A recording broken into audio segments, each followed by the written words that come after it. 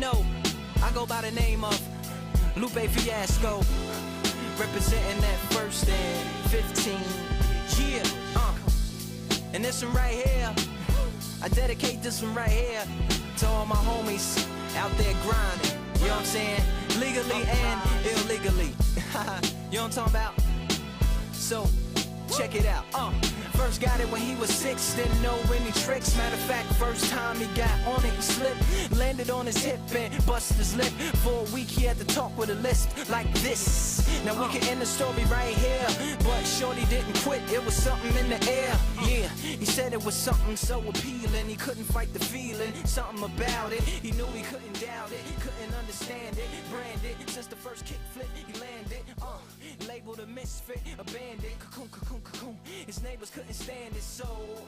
All right, welcome into another edition of NFT Live. Thank you so much, Lupe, for the introduction.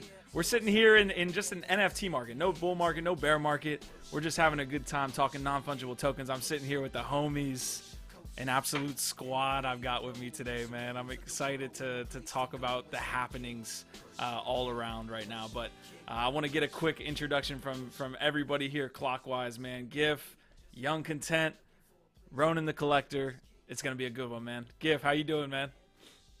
Oh, man, I'm great. Like you just said, we just got off of doing almost 3 straight hours of our GM Web3 morning show. So it's just, back to back.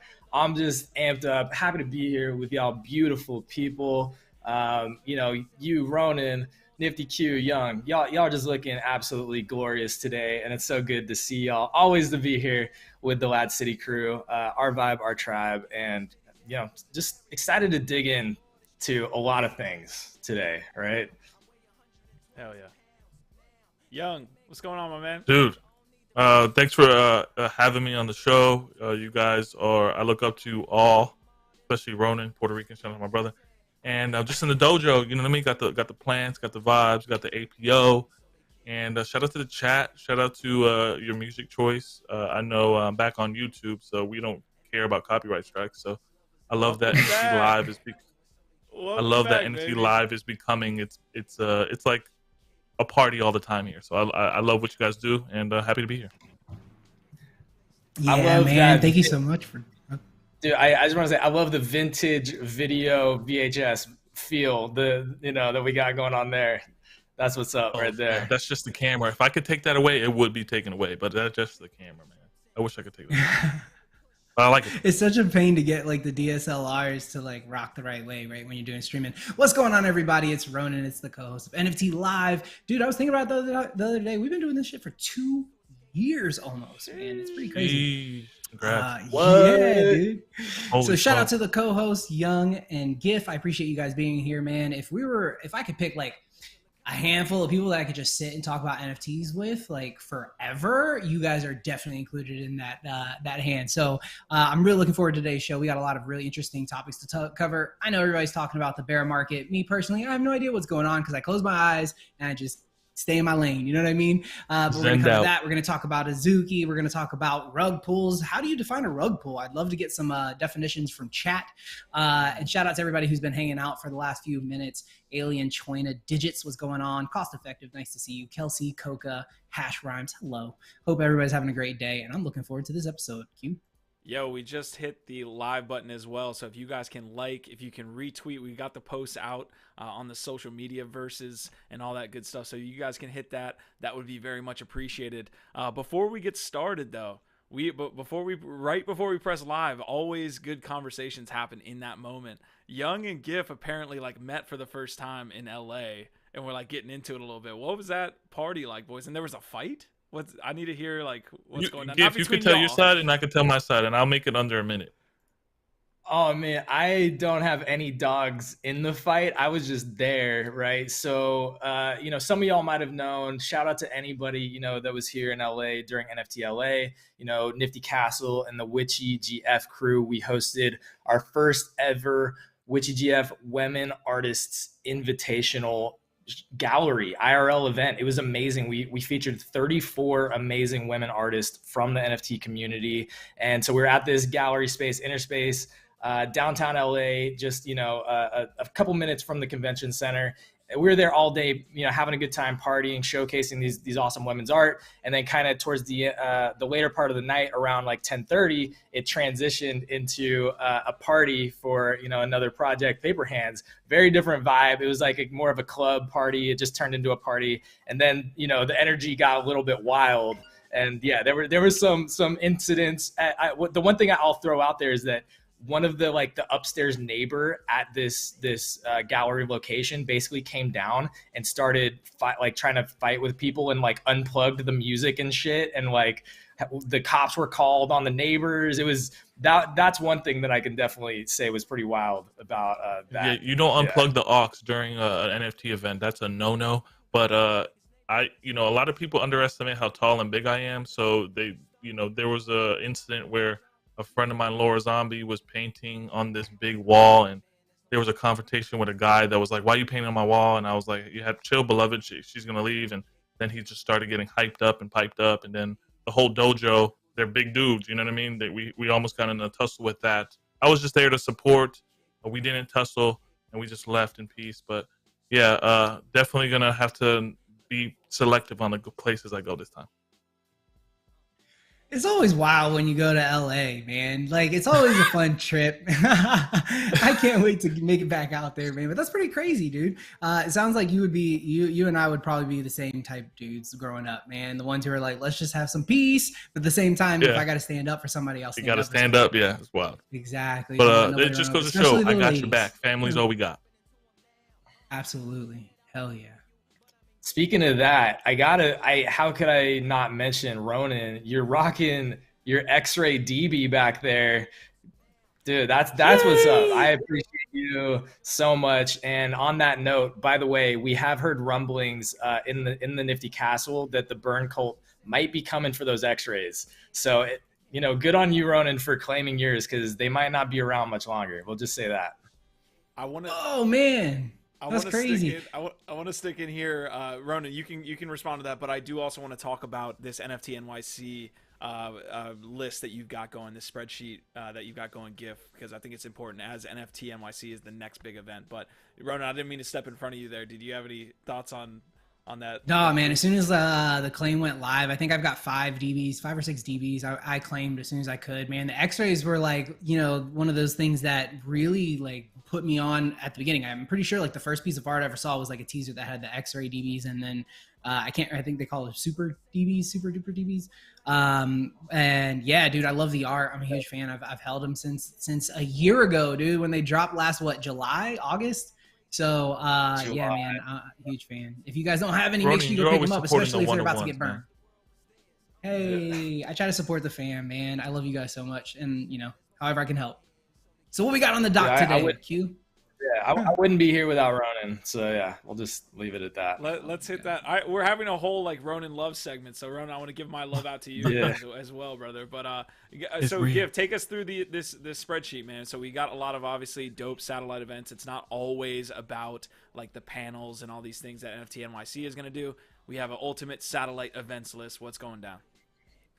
Yeah, man. So look, we've been out at all the big conferences around the US. We're just getting this started, but we've already got, I think, about 5 more submissions we're going to add. This is the public view. We've got a background. So we're actually curating the ultimate satellite events list. We just moved it live so you can see some of the stuff that has been put on there so far. But the point is we've been at all these big conferences around the US, from Art Basel to NFT LA to NFT NYC to even ETH Denver. We were throwing events, and we tend to get the most value, and really where the soul is at for a lot of these conferences. It's not at the main stage with the boring panels and all that type of stuff.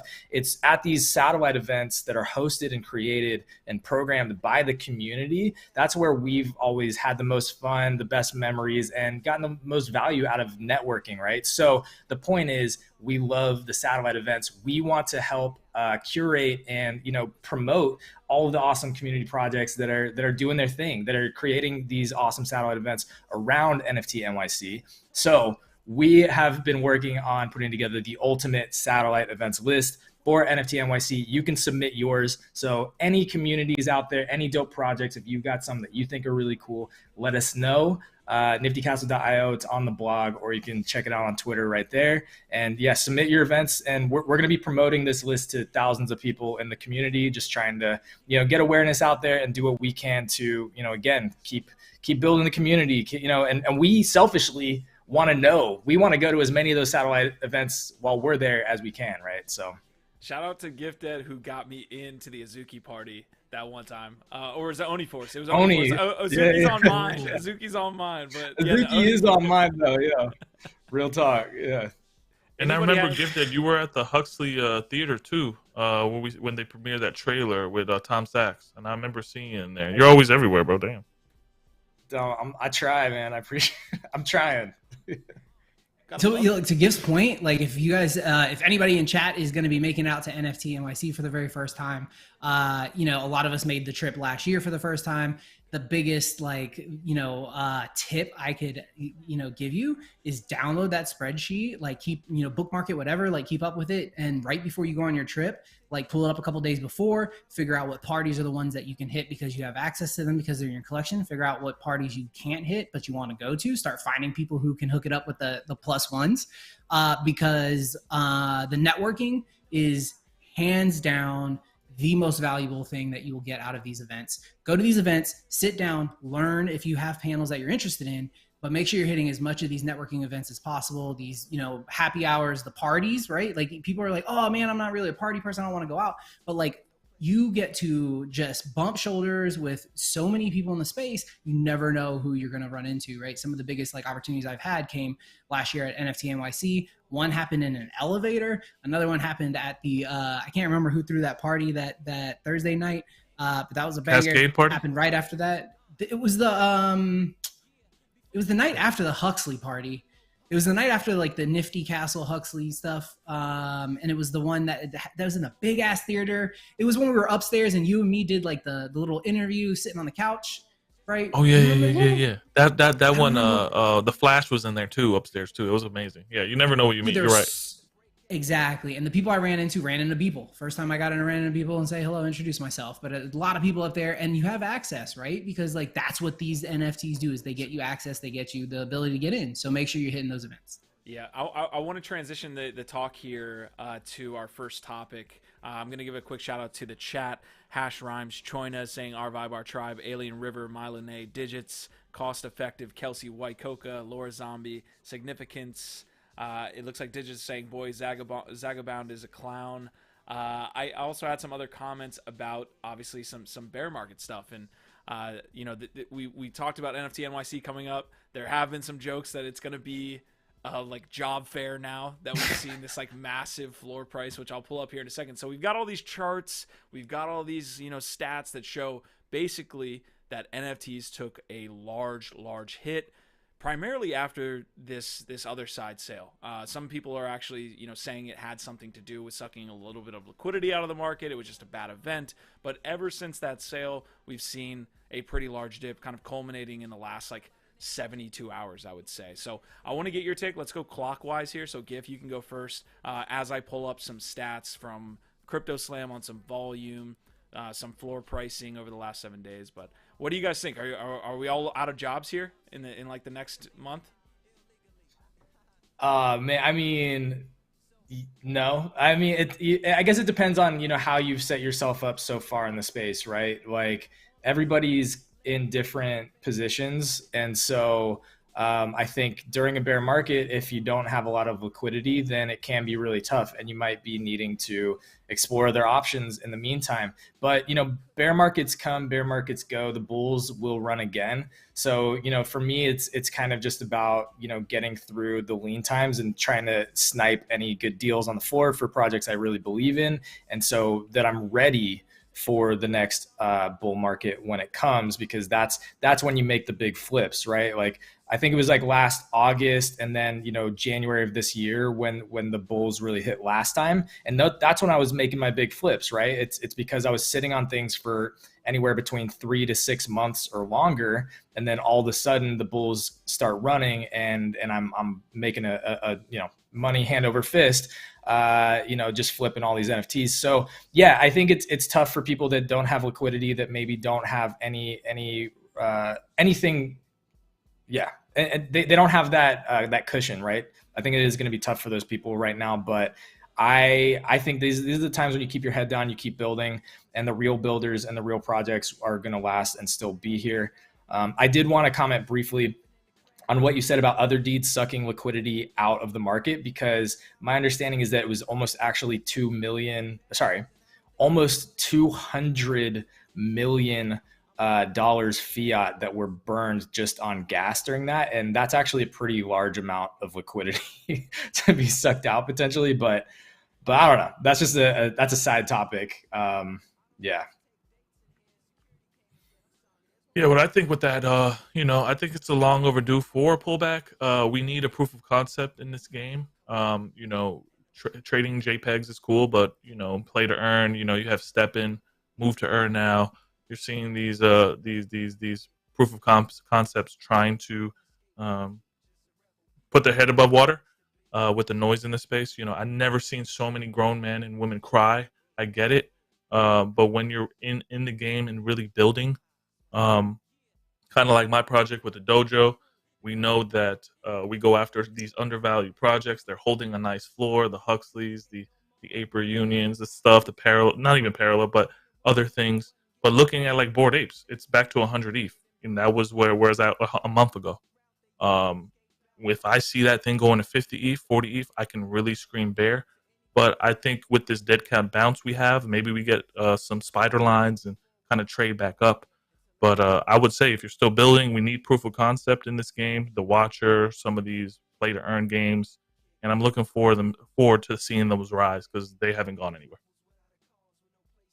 Yeah, and to that point, I think that like the question about what are NFTs, right? Like come up, like especially in a market like this, people are like, I saw a really prominent influencer, I can't remember which one it was. He posted up a tweet that was basically like, look, like I'm like everybody, I like to think positive, but this is a bear market, and I think like this might be the end of NFTs. And it was like a legit post. And all I have to say to that is like NFTs are not just PFP projects. They're not just access to these communities. NFTs and the future of NFTs and this technology, right? Like the underlying technology is really what we're talking about here, at least when I'm having this conversation. And that's just getting started, right? Like I come from a different viewpoint than a lot of people because I do spend my days talking mostly to brands versus like, community, right? And the PFPs and the artists like I used to a year ago. And to see how that's being handled, to Gift's points, like everybody else is down, but we're over here building, right? Like, and that's what these massive global like companies are doing. And they're just trying to figure out like, once all this FUD is gone, like what do NFTs look like for them? So, and I don't think that they're $1 million, JPEGs for the rest of our lives. I think we're going to be dealing more with like, $5, $10, $15, JPEGs that might turn into $100, $150, $200 at some point, right? Like more like smaller like ecosystems that are easier for more people to get into, and not so much money to like play around with and whatever. And I also think that like just inherently like they're going to be used much more for marketing, right? Like, and much more for bridging the gap between brand and community than they are at this point for like the speculative and the building. And I don't have anything wrong with it. I think that has its place, but I do think that like people just assume that's NFTs, right? That's what we are. That's everything. That's the tech. That's how, look, Adidas dropped that NFT. That's how it's going to be done by everybody. It's not the way it's going to be. So, there's a lot of red on that chart that Q's got there. All I have to say is the one tip I did see that I hadn't really ever like heard before, because I'm new to like trading and investing and all that stuff, was basically like when things like this happen, a lot of people, what you do is you look at your high conviction investments, right? So and then liquidating all the stuff that you're not sure about, and then just putting those over to where you think it'll grow the most. And this is a good opportunity. If you have that liquidity, if you've got the Ethereum, then maybe what you're doing is you're waiting for this to kind of really bottom out. And then you're going to try to take advantage of it before it comes right back up. Yeah, dude, Ronan is so heckin'. Can we just like give some love for Ronan? Like, dude, you're always so eloquent, man. Like, I have to say, I vibe with everything you just said. I think you're brilliant. So I just want to say that publicly. And I wanted to add to it, there are some bullish like other indicators too, right? So it's like if you look at the number of total Ethereum wallets, it's still like growing exponentially. You can see there's still very large projects that are developing, that are selling out. It's obviously like the vast majority, the long tail is really suffering right now in these bear markets, but you're still seeing like quite a bit of volume overall in the NFT space. So it's like, even if we're in a bear market, like there's still like indicators of foundational value and growth happening in the space at large. And the fact that there is still utility and there is still a lot of development being done, that's what, again, keeps me very optimistic on the future. And yeah, I think just to kind of double down on what Ronan was saying so well, a lot of it comes down to what are the real positions, what are the high conviction things, what are the projects and teams that are actually developing, creating real utility? Because, ask yourself this: did the concept of being in a club, of social utility, of access, of whatever other, of gaming, of GameFi, did any of those utilities just disappear or lose their inherent value overnight? I don't think so. I think these are all things that people do and will care about again, under the right circumstances. It's just, the market is just not great right now. Yeah, I want to also, jump in here and talk about like the overall market. I think we can get, people come at NFTs a lot because they say like we're in kind of a bubble, which I think is honestly true. And we're kind of immune to a little bit of the market effects that have been happening over the last 6 months to the regular market. I mean, when did ETH tap out at like 4,600? A fucking while ago. So if you're not in NFTs, you've been in a consistent-ish bear market for a little bit outside of some outliers. So this was people in NFTs kind of first experience of like, holy shit, we're actually going down, where everyone else outside of NFTs is like, no, we've been going down for a little bit. You guys are kind of the last ones to feel that effect. So that kind of needs to be said, that this is a little bit of a macro effect too, of everything's not booming. Bitcoin's sitting at what? 31,000. Are you 31,000? Like, yeah. 3,100. No way. We've got to get out of here. 31,000. What do you got to say, Young, about? If it was 3,100, I would be leveraging my entire life right now. Let's just put it that way. 100%. I mean, coming from the 2018, 2017 ICO phase and being in that 2-year bear market that I was in for a long time, which was hell, just seeing the signs of inflation for this past year. I just got back from the Bahamas. Doritos were like $12 everywhere. It's affecting everywhere. So it's you have to a DCA. You have to put it in stable coins. You have to have a plan. Go into this game with a plan. I see people who are buying real assets right now kind of laughing at us, but the NFT market, like you did say, Q, it's we live in such a bubble that now that this is happening to us, it's like, oh shit. But seeing Bored Ape at 100, I'm saying that's my meter. If that thing goes down to 50, those high conviction plays have to stay where they're at right now. And for the people who are in these small communities, really build with the team. Build with the team, be a mod, retweet, make memes, do shows, get content out there, because that's what's really gonna be your best ROI. The people you meet. This is a really humbling time right now for us all to like have a look in the mirror and come with a strategy. Yeah, and I think Ronan also was hitting on this, but Young, you put it well, right? A lot of it, I think, is going to shift the behavior. We become much more sophisticated when these big corrections happen. So I think what you'll see is a lot less frivolous PFP sort of, shitcoin projects selling out immediately and everybody, aping into them and holding value. I think a lot of that might be behind us. I'm sure they're still going to exist, right? Don't get me wrong. I'm not saying that that's gone, but I'm just saying the amount of volume and interest that those types of low effort PFP projects have been getting, and the amount of attention that they've been demanding, I think is going to change drastically It's again going to come back to who's actually building for the long term, doing something different, building something unique, building utility for their community, and building that team in a long lasting way. I think one of the biggest bubbles that comes to mind when I'm thinking about this is a lot of the derivative projects, which has kind of been this new medium that's been really exciting. Is, you see the MFers, they take off, and then there's literally, next week there's 1,000 different MFer knockoffs or spinoffs. Like, I've never thought that was a sustainable thing, and I think that that's going to be one place that's going to be especially hard to keep building and sustaining value, just because so much of that is built off of the IP of another project.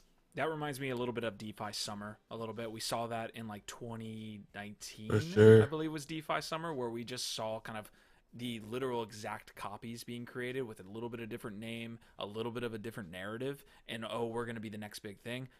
Hardly any of those, if any. Sushi roll swap.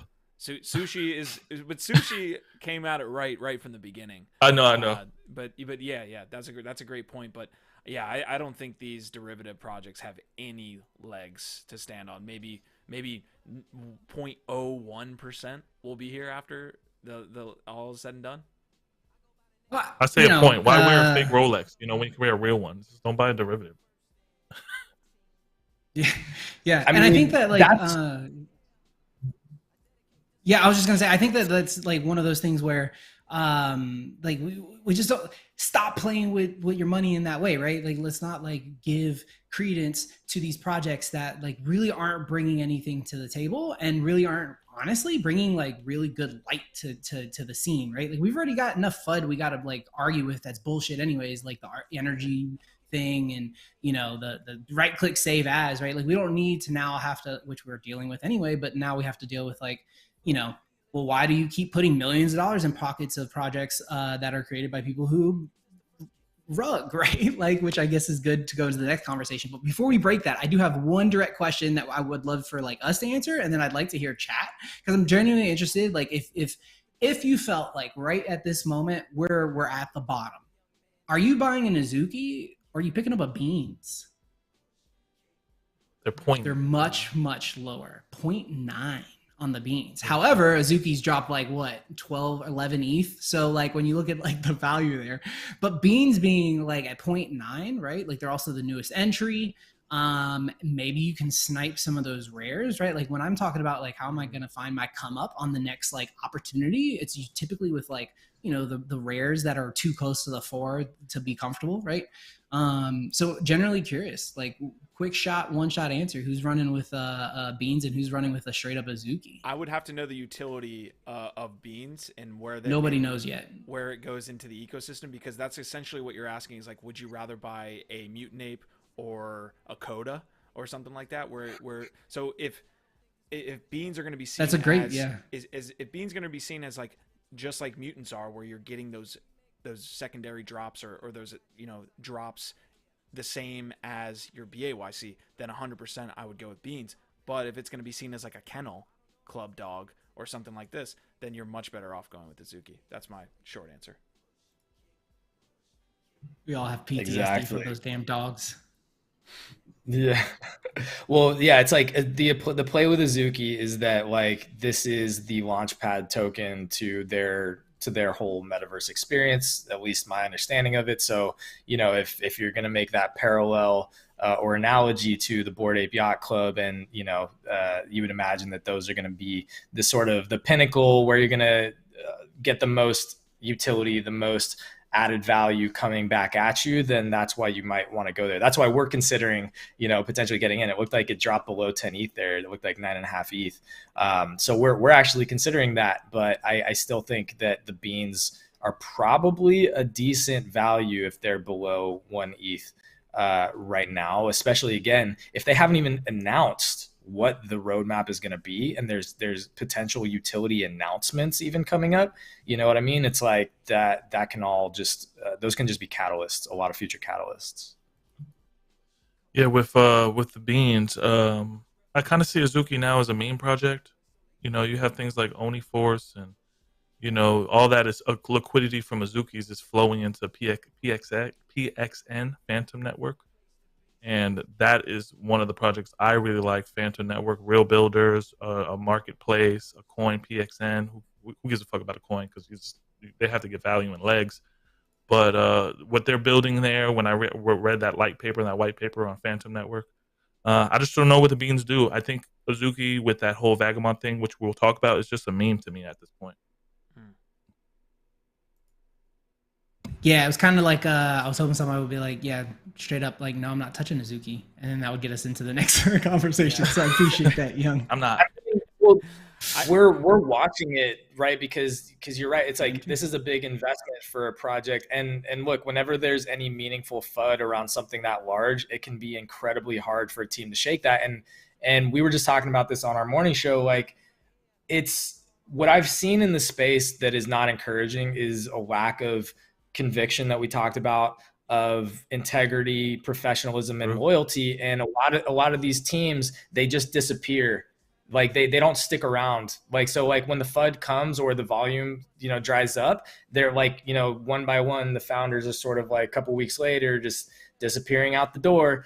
And so that to me is the real test here. Cause we can watch it now and be like, oh, it's fair value. But, a couple weeks from now, is the team, are the founders, are they still going to be solid and have conviction and be building? Or is the toxicity going to creep in and then it all crumbles? And that's the like worst case scenario. I'm not trying to FUD it. Like I'm just trying to be real with what, we've seen in the space over the last year and a half. Right. So it's like, we are absolutely considering, should we spend 10 ETH right now? It's a lot of money to buy into a project that, is dealing with some real potential issues, right? So fantastic points, man. I want to get to a couple of the chat pieces. This is a totally unconfirmed rumor, I guess, and we're getting it from two separate individuals. I love your chat, by the way. Decentralized is saying, has it been confirmed that the Azuki team moved money out of their dev wallet or just rumors? Choin is saying, new rumor going around on Twitter that the Azuki team just moved 8,000 ETH, totally unconfirmed. And Crypto Buffalo is in the house saying, why's May always got to be so darn bloody? So nice to see a buff in the house. But that's kind of I love seeing breaking news, man. I love seeing breaking. I think these guys want to give you some love, Buff. But I love seeing that breaking news as well, although unconfirmed. Yeah, so we're gonna have to watch that one, right? Like, I mean, I feel like we could probably, like, I don't know, somebody in chat could probably figure that shit out real quick. Like, somebody hit like ether scan and let us know like what the funds look like.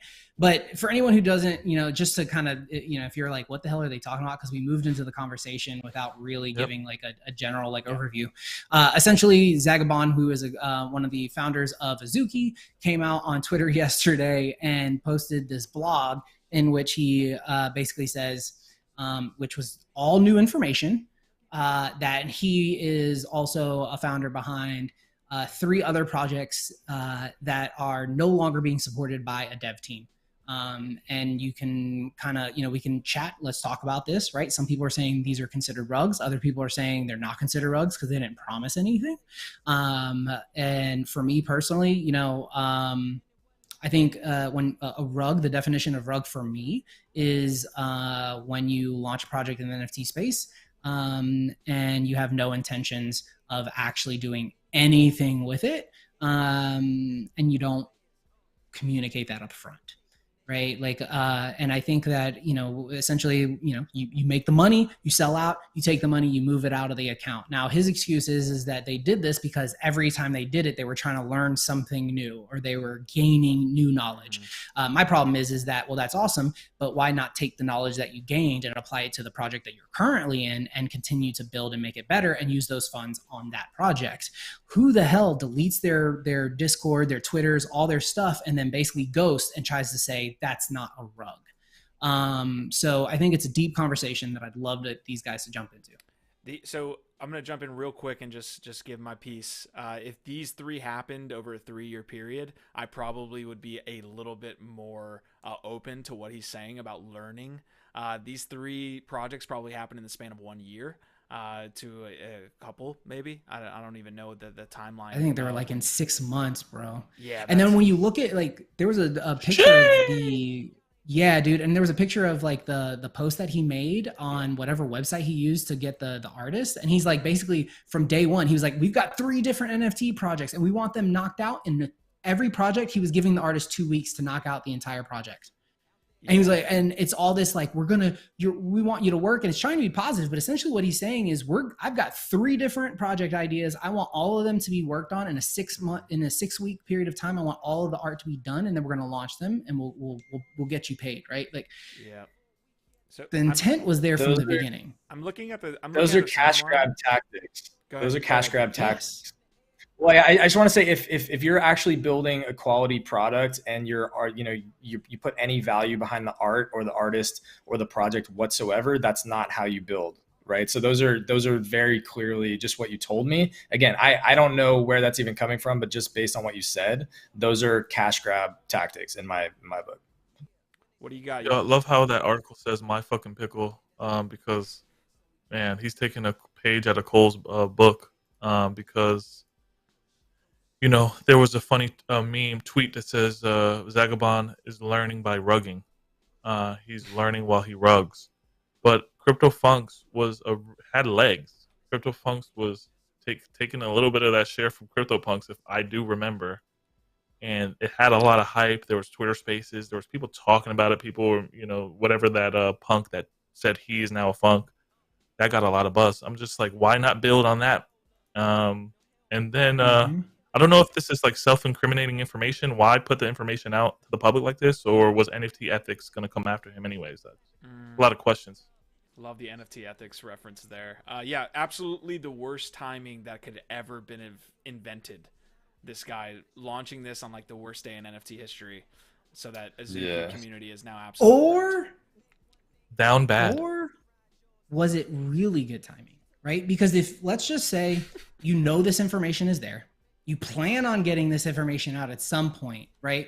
And let's just assume that nobody like blackmailed him, was like, yo, I'm going to put this out, because we all know that that's how Zach works. That's how NFT ethics work. They give these people a chance to put it out themselves. And if they don't, then they blast them. So it does feel like it could have been one of those situations, but let's just say that wasn't the case. I did see a really compelling point for dropping this information when the entire market is bleeding. Right? Because it's like, this is probably something that if you say this a week ago, your shit drops 15 ETH and nobody looks back, right? Like right now, it looks like, hey, it's just part of the market dump in general, right? Like, and hopefully you're curbing how badly it affects your project overall. The fear that I have now is that all of these previous projects, they kind of get to that point, and he says it, right? Where it was clear to them that the projects no longer had viability, so they abandoned them. Well, what happens now when the floor is 10 ETH less than it was a week ago, and everyone's fighting it? Do they just say, oh, well, we're done. We did 2 huge raises. We've made millions. Like, let's just disappear.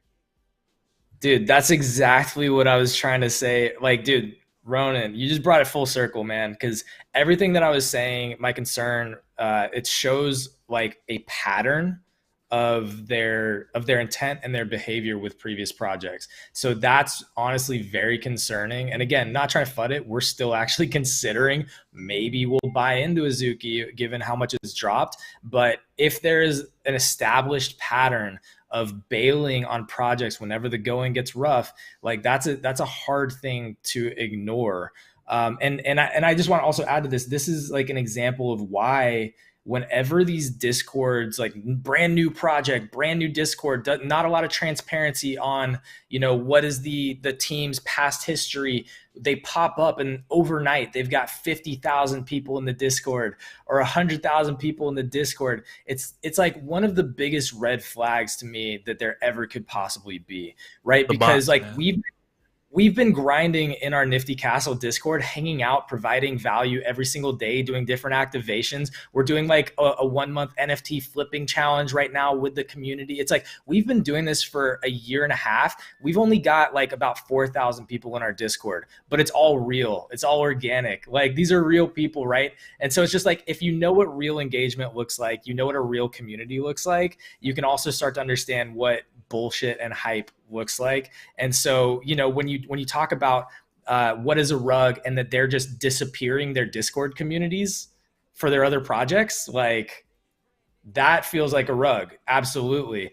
To me, what it like, how would I define a rug? It's about the expectations and the promises that are made and kept, right? If you are promoting something and then what you deliver is not that, that to me is a rug. And that can look a lot of different ways. That could be a Kevin. That could be like, hey, look at our super hi-fi 3D, experience. This is what we're building. And then you get like really low res, awful, ugly crap. That to me feels like kind of a rug, because you set a certain expectation in people's mind that they bought into at a premium, and then you delivered something not even close to it, right? So like, ultimately to me, it's like, if you create a roadmap, you make a bunch of promises, you take the money for those promises that you made and then disappear or just don't deliver on them ever. It's one thing to like communicate, and you also hit on this, Ronan, like communication is so important. It's one thing to communicate like, hey, for XYZ reasons, we're needing to push back or pivot. It's another thing to just F y'all, disappear, middle fingers in the air, move all the money, disappear the Discord. Like, these are very different things. Yeah, I almost respect like a hard rug and the people that do that more than I respect the slow ruggers. Like, at least at hard rug, I know that you're doing that. Like you plan from the start to just pull the rug out from under us. These guys, like it's a way. I don't want to use the word insidious. I don't think it's like that, but it just is way worse, because the slow rug, you get the opportunity to do it next time, in a way, and you don't. You're nifty. Q. Are you gonna put Azuki's down the tier list now, or what? Yeah, we should bring up Rate My Bags. We will bring that up right now. I've been trying. You gotta bring that on next show.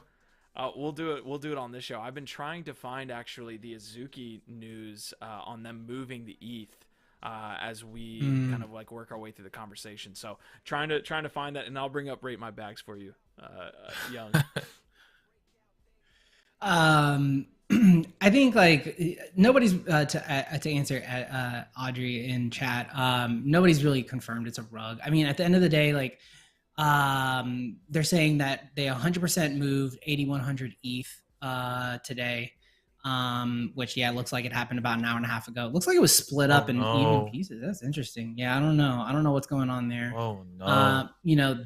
Personally, like I never like I'm like, let's figure out like maybe they moved it for a specific reason. I don't know, but like it's scary, right? And all we know is that this guy's been involved in other projects that just literally disappeared overnight. And yeah.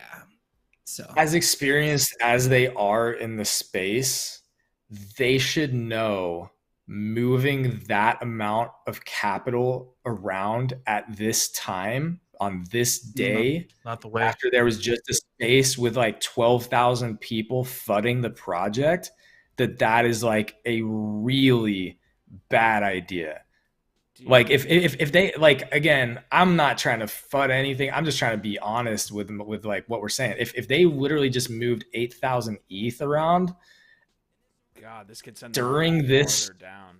Yikes. During this shit show, like this confirms everything Gift did, that I know you guys are trying to buy an Azuki, but I don't know. This is probably the nail in the coffin. Dude, I don't know, man. Yeah, that's a. So was this an attempt by him to kind of like see if he could make, like, eventually this was going to come out, and the feedback that he got was completely negative. So is he just like hightailing it now? Is he like, dude? He hightailed off of his spaces. He literally just rugged his space. He was like, "I'm out," and it was just a bad look during Andrew Wang's like Twitter space with him. He just, that was like an hour ago before this show. Just signs everywhere, dude. That's bad. Ooh, so it's just that sounds like the perfect.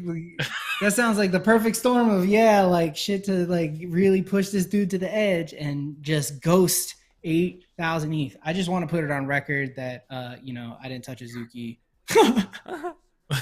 God, dude, that sucks. Dude, man. I was literally hopefully thinking that's about not the buying situation. It, like a month ago at 28 ETH. Was the wallet just for one? Man, just to have one, because like it does feel like a really strong project. Like they're really going the right direction. Like they, like the IP obviously is fucking sick. Like the art looks dope. Like everybody like was vibing with it.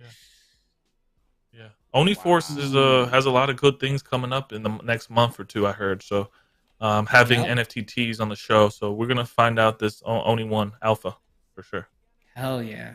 Yeah. All right. Well, we'll keep tracking that. That's a tough situation to have happen live, but I appreciate you guys. What happened? Shout out to you. Digis said he left his freaking publicist in the damn spaces, just ghosted his publicist, but let him just sit there. Yeah, Yeah, I'm not considering an Azuki anymore. Let's get on to some good news here. Yeah, good news. The YungContent, the man, the myth, the legend, is back on YouTube. He was completely banned for how long? Months at a 3 time months. for doing 2 months. for having a YouTube video about Huxley, talking one time about a giveaway. This man puts out like so much different content. It wasn't like a nefarious giveaway or anything like that. We all know YungContent, but YouTube decided to pull the ban hammer, and then we got this comment from my man YungContent. Welcome back to YouTube. The sensei is back, baby. Better than ever. Going over to Twitch, and I miss YouTube. I mean, contact the homies from Huxley and Feature said, "Hey, Young, contact Team YouTube and tell them everything." I think they have like an inside info on that. So anyone who is banned, please tag at Team YouTube on Twitter. They don't have a messaging feature, and just do a thread. And that worked for me. And now I have my subscribers back, my little subscribers back, and I'm super grateful. Now I'm on Twitch now and YouTube, bringing more alpha. I shout out to Ronan and you and everyone that put hashtag Free Young, because that really encouraged me through it. I was really feeling down bad like Azuki, but dude, I am super grateful now to be back. Show is at 6, and I got to get you boys on the show for real. Like now, I've archived so much information on my show that the one thing that hurt me the most was it was just like all gone. So now that it's gone, I'm gonna back up all those files. There's a lot of legends in that rankings of the show, and can't wait to have you guys on. So thanks for all your support, everyone out there. Heck yeah. Dude, congrats. Yeah, man. Dude, I remember you were like one of the first people to reach out to me and ask if like, yo, can we like get down on a chat and like do a little interview? And that was a good time, man. It makes me a little sad to think that could have been just totally ghosted. Yeah, I gotta go back that up myself. No. You get it on the show ASAP. I mean, there's we're all going to Valhalla. Let's go. Yeah. Shout out to XP. Look, I do want to make sure that we see you, brother. I see you. You know, he does support his projects hardcore, which non-fungible labs legit. Fluff has honestly been a project that's like one of those that's been super steady, right? And they've been producing good stuff like constantly, and people never talk about them. And I'll be honest, like I never talk about Fluff because like I got out 8 months ago and I never looked back. But I really did. I looked at some last night. I looked at what they've been doing. They've held like a consistent floor. Like when we talk about like, how do I make the decision of what move to make next and make sure that it's one that is solid, right? Like do your own research and check them out, man, because I think that's the type of vibe you need. You need the people who are still building. You need the people who have been building and building and building, right? Like at one point you could have been like, oh shit, like Fluffs went from like 4 ETH like floor to like under 1 ETH, I think at one point. It had a horrible dip, right? But those guys didn't get phased. And in my opinion, that's the difference, right? When we go back to that conversation, it's like these dudes kept building, those dudes dipped and tried to do it again. But yeah, so shout out to XP, man. We appreciate you being here every fucking week, dude. And I'm sorry that I didn't catch that comment earlier. Absolutely. Yeah, Fluffs are dope. I also would throw in there another project that comes to mind. It's obviously not the same, but it's similarly innovative in the music and audio space. Good art, great team. It's just Warps by Warp Sound. So that floor is much more affordable and accessible. And we just had their team on to talk with us on GM Web 3. I love that team. I love what they're doing. So I'll shout out the Warps on that same front. Fluffs are dope. Warps are dope. Yeah, I want to transition the talk here from the Young getting his YouTube piece back and channel back to kind of what you were doing in the meantime, and then also another big social media platform, Instagram, coming out and saying that they're going to offer NFT support. I've got some examples. I also have an interview here. Our man Tom Bilyeu, who we've had on the channel multiple times, he holds some LADZ tokens. Like we are just like good friends. He's one of the homies. he had Mark Zuckerberg on his podcast to talk about NFTs, meta, all this stuff. So I'm breaking kind of a cardinal rule of having Zuck on the show, but here we go. This was his interview, 45 seconds worth with Tom Bilyeu. Building for NFTs, not just in our Metaverse and Reality Labs work, but also across our family of apps. And we're starting to test digital collectibles on Instagram so that creators and collectors can display their NFTs. And, a huge part of this, I think, goes back to what you're saying. It's about expression, right? And saying something about yourself. What do you want on your profile? What's the collection that you want to show? So I'm really excited to start testing this. We're going to bring similar functionality to Facebook soon too, and then maybe to other apps in our family. We're also going to work on augmented reality NFTs, so basically 3D NFTs that you could bring to Instagram stories using Spark AR. So that's our kind of software AR platform. So you can put this kind of digital art into 3D spaces and kind of project it onto physical spaces as well. All right, no matter what that guy says, I get like this like ominous feeling here, like the hair stands up on my hands a little bit. Just like, good Lord, he could say that money's falling from the sky. Those eyes are so glossy. Yeah. I mean, look, the one thing that came to mind there's a couple of things, right? I could talk about this for a while, but one thing, we saw recently, they said that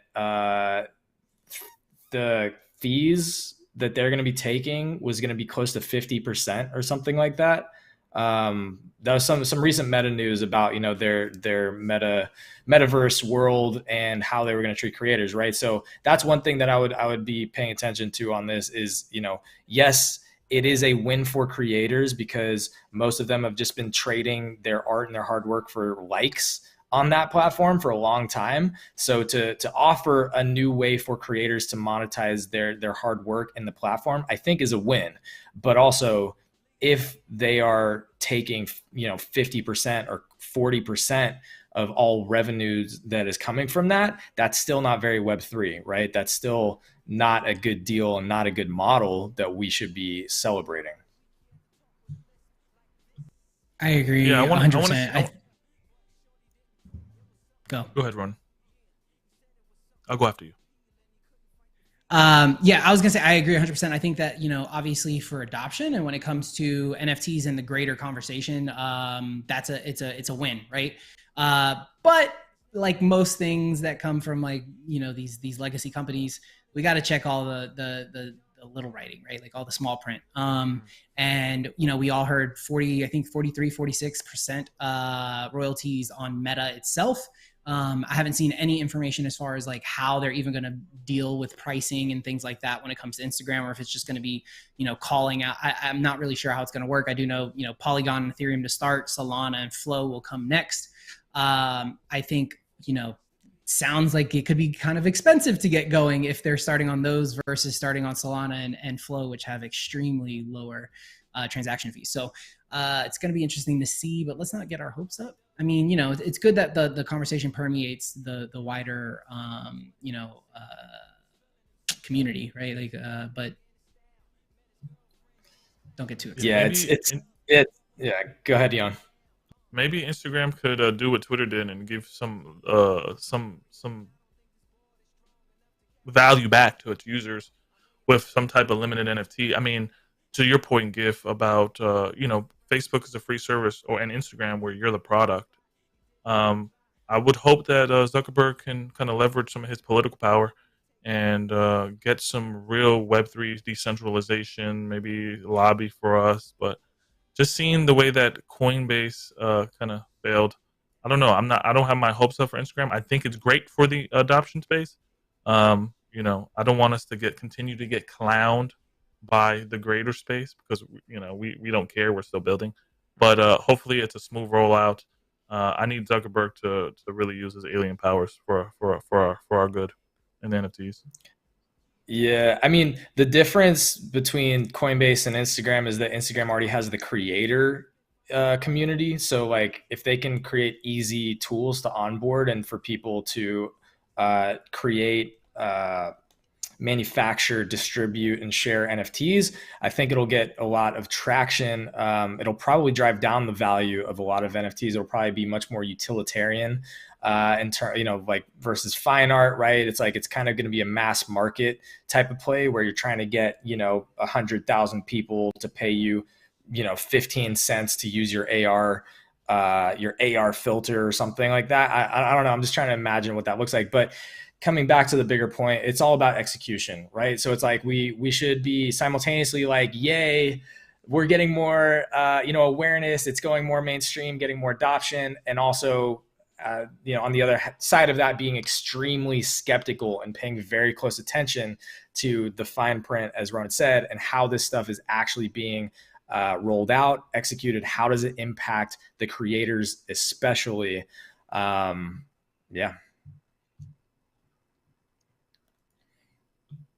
Imagine if they just roll out with a hexagon for Instagram, like Twitter Blue. Yeah. And that's it. Oh, Nice. one quick point.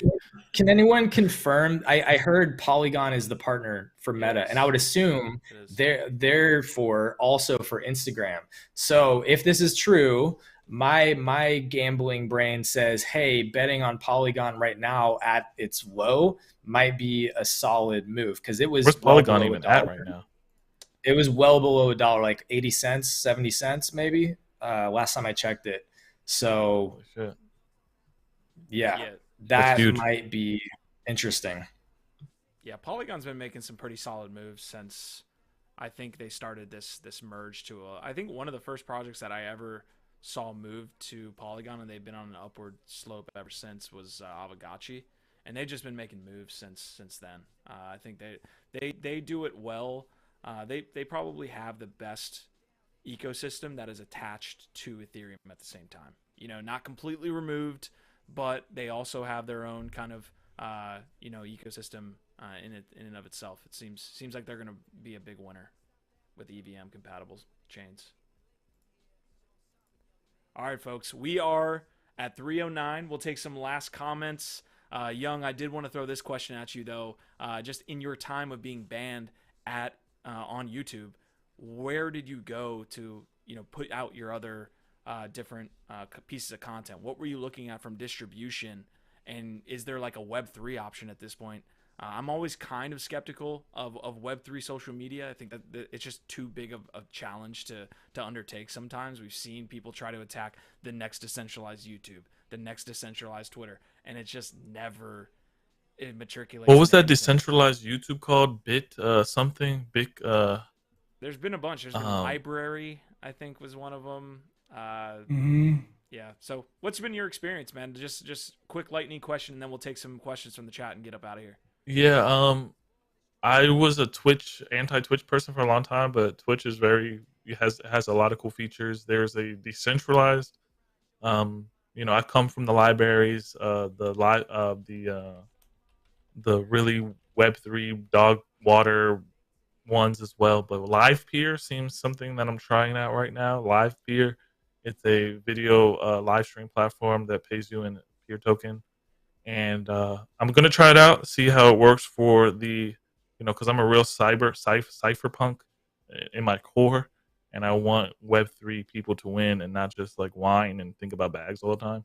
And I think with more content and these things that I'm trying. But to your question, YouTube is great for exposure, and I'm happy to be on here. But the sensei is keeping his eyes peeled, and definitely will report. Just follow me at YungShow on Twitter. Gif, what do you got, man? You got anything to close us out here, and then we'll go to Ronan. And I have one question from the chat I want to get to you guys as well. Live Peer, check out Live Peer if you're not using it. Live Peer is the way, and that just happy to have my YouTube channel back and be on the show and keep rotating. Heck yeah.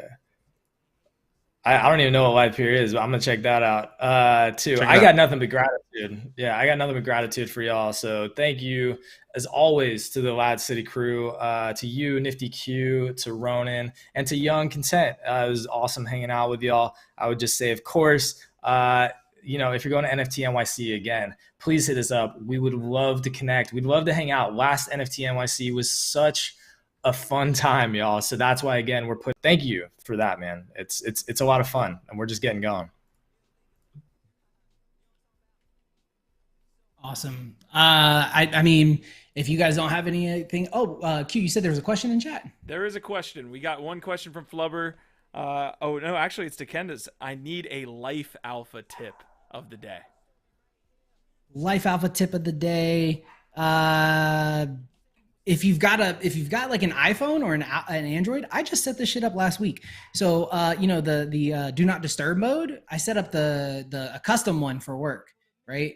And this is huge for mental health, okay? For me, at least. I set it up to where when I turn it, flip that switch for my work do not disturb, it hides all the badges on all of my screens. It only allows like my fam and work people who I approve to like get through during that time. And it has made my 8 hours like during work like a lot more productive because I'm a lot more focused. I'm not getting interrupted and all that shit, right? But also I'm not having the stress of, I don't know, fucking 400 unread messages on 18 different apps and all that other shit. So there's life hack. Anybody else? Life hacks? I got a life hack for the homie. This is a very, very big quote. It's also implemented in your life as well. It's don't go chasing waterfalls. That's what I'll tell you. That's a life hack. Hey, yo, here's a life hack. Jump rope. It's like one of the cheapest things you can buy. Get a jump rope off Amazon. Just jump rope for a couple minutes each day. It burns calories faster than almost anything you can do. It's super easy and fun. So if you're struggling with being active and just being in shape, man, just get a jump rope. Take it back to second grade and go outside for a minute and do that. What about jumping jacks? It's basically the same shit, right? I mean, you could do jumping jacks without even buying a jump rope. So there you go. That's the hack. Behind the hack. Yeah. I want to say something before you go. Nifty, you got a life hack real quick before I say this? My life hack is tune in to NFT Live every Tuesday, Fridays. We're actually adding another NFT Live. You'll hear about that shortly, but we're trying to go to 3 episodes a week so that we can get you the beautiful faces that you see here more often. So that's my life hack. Dude, I wanted to say this. NFT Live is literally going to be a festival like Coachella one day. And it's going to have all the cool culture and curation that you've ever wanted. And I'm going to be there sponsoring and hopefully a part of it. NFT Live is the name, bro. That name in itself is a banger. I love everything you do, the design. You guys have been working, and I'm really happy to know you all. Much love. We're here for it. Nifty Castle supports. We're sponsoring. We're sponsoring for sure. Yeah. Sure. All right. I can't say much more outside of that. Exactly. Can't say much more outside of that. We'll see you guys at NFT Live 2027. That's our vibe, our tribe. See you next week.